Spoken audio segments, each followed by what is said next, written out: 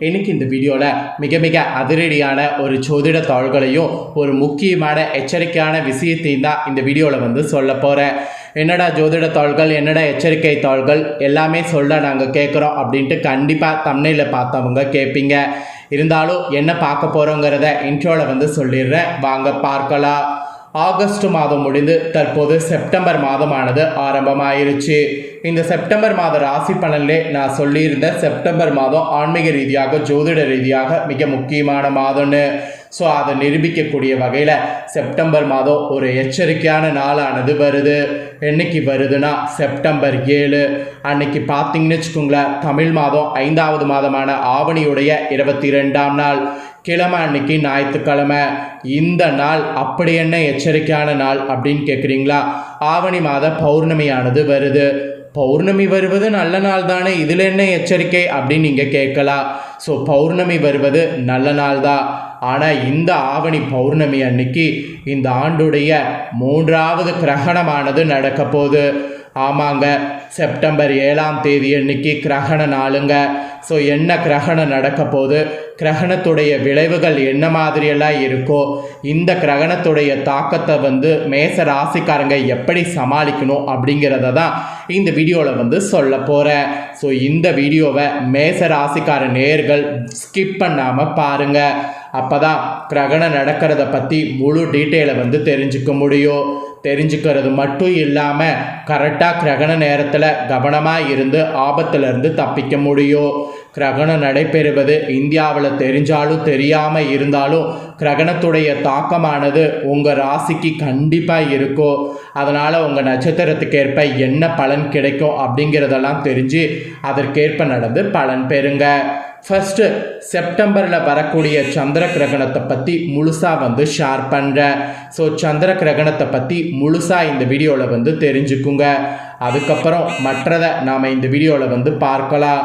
அதாவது கிரகணத்துடைய விளைவாக என்ன பலன் கிடைக்குங்கிறத நான் உங்கள் ராசிக்கு ஷேர் பண்ணுறேன். வாங்க கிரகணம் நடக்கிறத பற்றி பார்க்கலாம். பூமிக்கும் சூரியனுக்கும் நடுவில் சந்திரன் சூரிய ஒளியினை பூமியில் படவிடாமல் சந்திரன் மறைக்கக்கூடிய ஒரு நிகழ்வு சூரிய கிரகணம் என்று அழைக்கப்படுது. அதே போல் சந்திரனுக்கும் சூரியனுக்கும் நடுவில் பூமி சுழலும் போது பூமியின் நிழல் சந்திரன் மீது பட்டு அதன் ஒளியை தடுக்கும். இந்த நிகழ்வு சந்திர கிரகணம் என்று அழைக்கப்படுது. அதாவது 2 விதமான கிரகணம் இருக்குது. ஒன்று சூரிய கிரகணம், இன்னொன்று சந்திர கிரகணம்.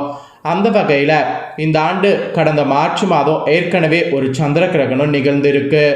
இந்த நிலையில் இந்த ஆண்டுக்கான மற்றொரு சந்திர கிரகணம் வரக்கூடிய செப்டம்பர் 7ஆம் தேதி அன்னைக்கு நிகழ இருக்கு. இதை பற்றி ஆய்வாளர்கள் நிறைய தகவல்களை தெரிவிச்சிருக்கிறாங்க. இப்போ வரக்கூடிய இந்த கிரகணம் இரத்த நிலவா, அதாவது பிளட் மூன் என்று அழைக்கப்படக்கூடிய கிரகணமா. சென்னை போன்ற இந்திய நகரங்களில் இந்த வானியல் நிகழ்வை வெறும் கண்ணால் பார்க்க முடியும் என்று வானியல் அறிவியலாளர்கள் தற்போது தாள்களை தெரிவித்திருக்கிறாங்க. ஆக்சுவலி முழு நிலவான அந்த நாள் பௌர்ணமி நாளுங்க. அந்த நாளில் சூரியன், பூமி மற்றும் சந்திரன் ஆகிய 3மே ஒரே நேர்கோட்டில் நிற்க போகுது. இந்த நாளில் தான் சந்திர கிரகணமானது ஏற்படுது. வரக்கூடிய செப்டம்பர் 7ஆம் தேதி அன்னைக்கு இந்த பிளட் மூன் காட்சியை ஆசியா, ஆஸ்திரேலியா, ஆப்பிரிக்கா மற்றும் ஐரோப்பா பகுதியை சேர்ந்த மக்கள்லாம் தெளிவாக பார்க்கலாமா. ஏன்னா அங்கெல்லாம் இந்த கிரகணம் நல்லா தெரியுமா. இந்த கிரகணம் சுமார் 82 நிமிடங்கள் நீடிக்கும். இது சமீபத்திய ஆண்டுகளில் மிக நீண்ட கிரகணங்களில் ஒன்று என்று குறிப்பிடப்படுது. உலக மக்கள் தொகையில் கிட்டத்தட்ட 87% பேர் இதன் ஒரு பகுதியாவது பார்க்க முடியும் என்று விஞ்ஞானிகள் தற்போது தெரிவித்திருக்கிறாங்க. சூரிய கிரகணம் போலின்றி சந்திர கிரகணத்தை வெறும் கண்களால் பார்க்கலாம். செப்டம்பர் 7ஆம் தேதி இரவு 8:58 மணிக்கு தொடங்கக்கூடிய கிரகணம் 8ஆம் தேதி அதிகாலை 2:25 மணி வரை தெரியும். இதை எந்தவித கருவிகளும் இன்றி வெறும் கண்கள்லேயே பார்க்கலாம். குறிப்பாக சென்னையில் உள்ளவர்கள் கிழக்கு நோக்கி வானத்தை பார்த்தாலே போதும் முழு சந்திர கிரகணத்தை பார்க்க முடியும். மேலும் அடுத்த முழு சந்திர கிரகணம் 2026ஆம் ஆண்டு மார்ச் 3 அன்னைக்கு நிகழ இருக்கு. ஆனால் அதை சரியாக பார்க்க முடியாது. அதன் ஒரு பகுதி மட்டுமே இந்தியாவில் தெரியும். ஏனென்றால் சந்திர கிரகணம் நிகழ்ந்து முடியும் நேரத்தில் தான் இங்கு நமக்கு சந்திரன் உதிக்கும். அதனால் அந்த டைம் பார்க்க முடியாது. ஆனால் இப்போ சந்திர கிரகணத்தை பார்க்கலாம். ஸோ இப்போ சந்திர கிரகணம் நடக்கிறத பற்றி தெளிவாக உங்களுக்கு சொல்லிட்டேன். ஸோ சந்திர கிரகணம் எப்போ ஆரம்பிக்குது அப்படிங்கிற ஒரு ஐடியா உங்களுக்கு இப்போ கிடைச்சிருக்கோ.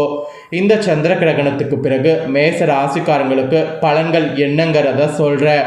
உங்கள் நட்சத்திரத்துக்கு ஏற்ப என்ன பலன் கிடைக்கும் அப்படிங்கிறத தெரிஞ்சு அதற்கேற்ப நடந்து பலன் பெறுங்க. ஃபர்ஸ்ட் ஆஃப் ஆல் உங்கள் ராசிக்கு என்ன மாதிரி இந்த கிரகணத்தின் போது கிரகநிலைகள் அமைஞ்சிருக்குங்கிறத சொல்கிறேன். அதை முதல்ல தெரிஞ்சுக்குங்க. ஸோ ஃபஸ்ட்டு கிரகநிலைகள் சொல்கிறேன் பாருங்கள். தைரிய ஸ்தானத்தில் குரு, சுகஸ்தானத்தில் சுக்கிரன், பஞ்சமஸ்தானத்தில் சூரிய புதன் கேது, ரணருண ரேகஸ்தானத்தில் செவ்வாய், அஷ்டமஸ்தானத்தில் சந்திரன், லாபஸ்தானத்தில் சனி ராகு. இந்த மாதிரி கிரகங்கள் உங்களுக்கு இந்த கிரகணத்தின் போது வரப்போகுது.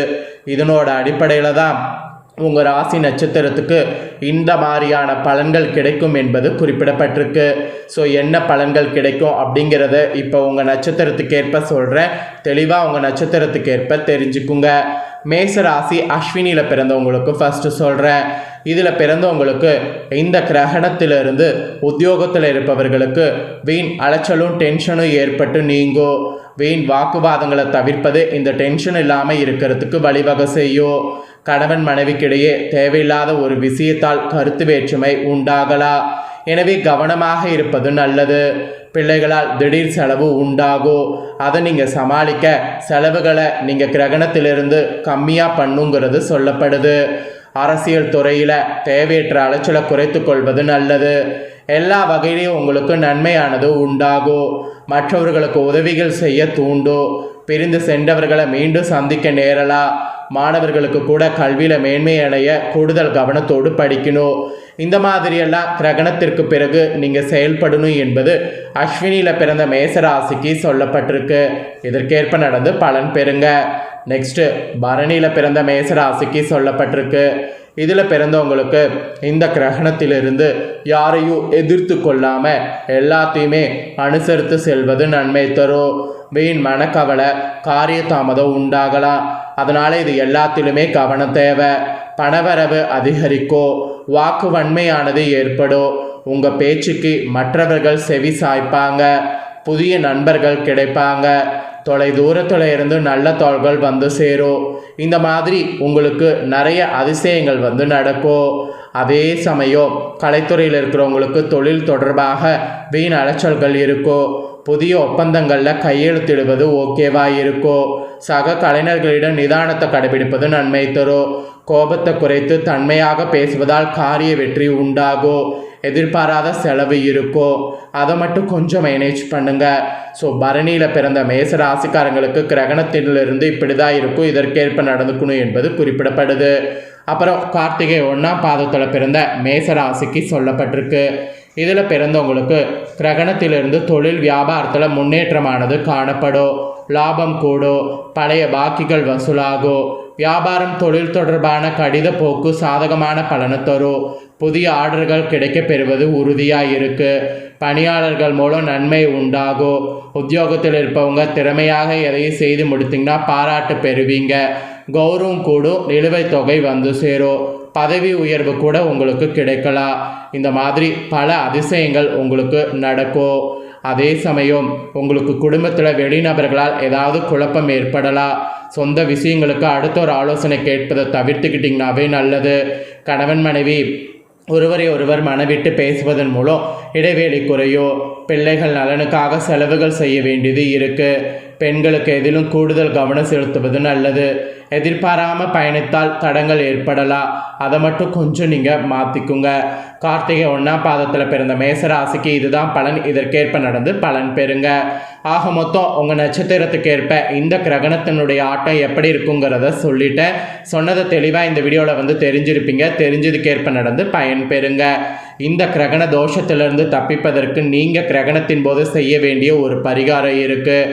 3 நட்சத்திரக்காரங்களும் காமனாக செய்ய வேண்டிய பரிகாரம்.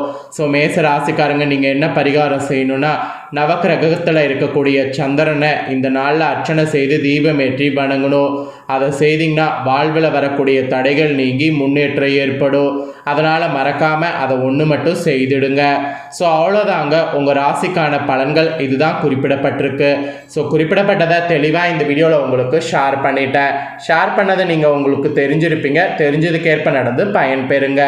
நீங்கள் இதை பார்த்து பயன்பெறுவது போல் உங்கள் ஃப்ரெண்ட்ஸ் ஃபேமிலியில் இருக்கிறவங்களும் பயன்பெறணும்னு நினச்சிங்கன்னா வீடியோ லைக் பண்ணி ஷேர் பண்ணுங்கள். வீடியோவை உங்கள் ஃப்ரெண்ட்ஸ் ஃபேமிலியில் இருக்கிறவங்களும் பார்க்கட்டும். அவங்களும் மேச ராசிக்காரங்களாக இருந்தாங்கன்னா இந்த முக்கியமான தகவல்களை தெரிஞ்சு இதற்கேற்ப நடந்து பயனடையட்டும். நெக்ஸ்ட்டு ரிஷப ராசிக்காரங்களுக்கு இதே போல தகவல்களோடு புதிய வீடியோவில் வந்து சந்திக்கிறேன். தேங்க்யூ.